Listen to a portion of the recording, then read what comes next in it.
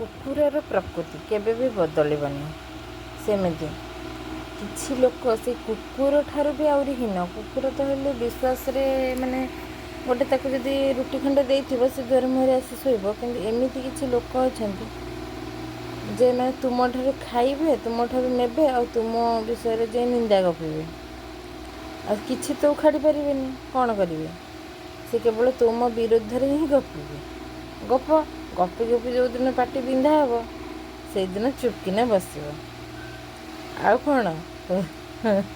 ତୁମର ପ୍ରକୃତି ତ ସେଇଆ, ଗପିବ, ଆଉ କିଛି ବି କରିପାରିବନି।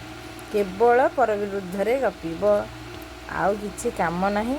ଯଦି କିଛି କାମ ନାହିଁ, ଠାକୁରଙ୍କ ନାଁ ନିଅ, ସେଥିରେ କିଛି ଲାଭ ଅଛି। ଆଉ ଏମିତି ତା ବିରୁଦ୍ଧରେ ଗପିକି ନିଜ ପାଟି କ'ଣ ପାଇଁ ଖରାପ କରୁଛ? କିଛି ଲାଭ ନାହିଁ। ନିଜକୁ ଶାନ୍ତି ଲାଗୁଛି ନାଇଁ କ'ଣ? ହଉ, ଶାନ୍ତିରେ ରୁହ।